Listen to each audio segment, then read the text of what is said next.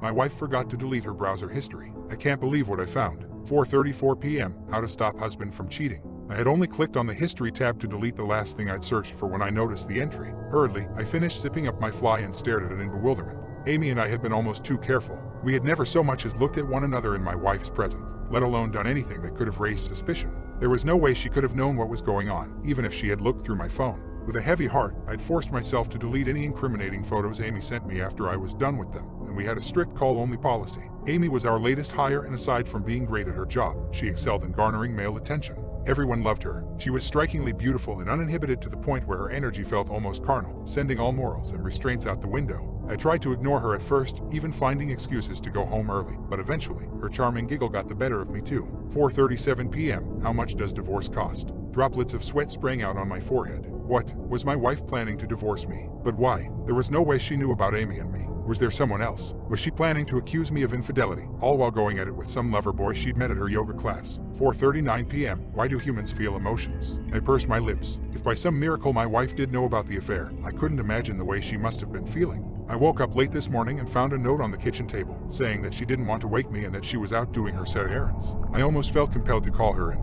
I flinched as a large drop of blood landed on the keyboard. What the hell? My first instinct was to look up at the ceiling. Nothing. A strong metallic smell made me come to my senses. I brushed my hand against my face. The bright red smudge sat on my palm. I stared at it, alarmed. I'd never gotten nosebleeds before, aside from the time I got hit in the face with a football in high school. My head raised, I scrambled to my feet and made a dash for the bathroom, my hands cupping my throbbing nose. Once I had managed to stop the bleeding and clean myself up, I returned to the computer. 4:44 p.m. Which part of the brain is responsible for love? This was an oddly specific search. I couldn't recall my wife ever being interested in science or biology. I checked the account logged into the browser, just in case. Perhaps this was someone else's history altogether. Or maybe we'd been hacked. No, seemed like everything was in order. My wife's smiling face stared back at me from the login window. What was she doing searching for brain parts anyway? 4:49 p.m. What is excerebration?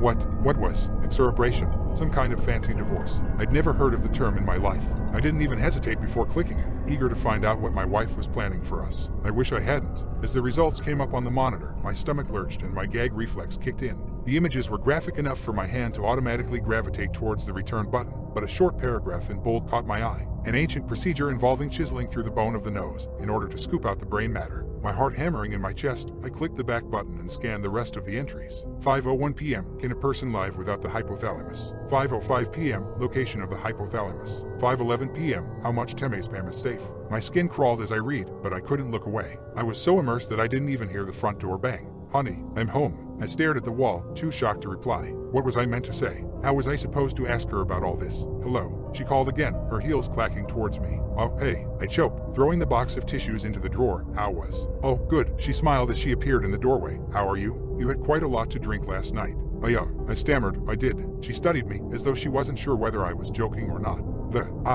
What's all this? I asked, gesturing to the computer screen. She joined me at the desk, frowning at the clammy wood surface. What? I pointed at the browsing history, my index finger shaking visibly in the air. Oh, she flushed, two pink spots appearing on her cheeks. Well, you did say we could try it, so I had to do a little research, you know. What? I said we could try ... What? Oh, she waved her hand dismissively. The excess something. You probably know better. My blood ran cold. The excerebration. Karen ... What did you do? But before she could say anything, a splash of blood landed on the carpet.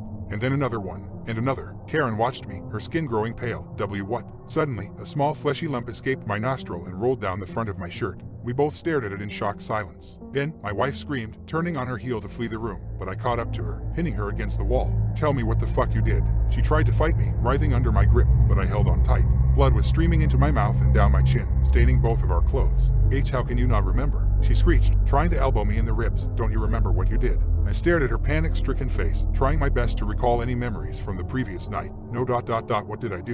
You ... You came home after work and told me you were leaving me for Amy, she sobbed. You said you didn't want to love her, but you did. I stood there quietly, mulling it over, as more pulp splashed onto my stomach. We need to call you an ambulance. Karen shrieked, trying to pull away. What the fuck is that?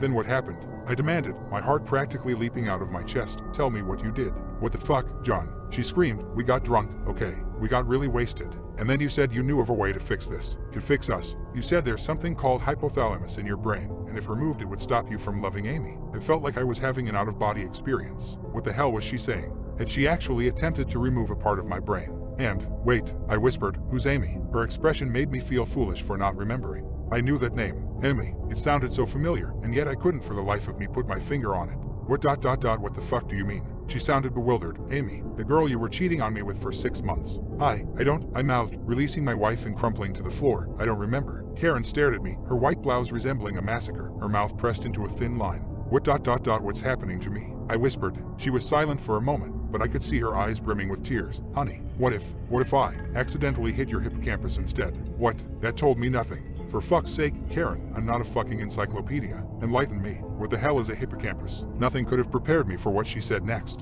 Honey, she sobbed, you're the doctor. It's the memory part of your brain.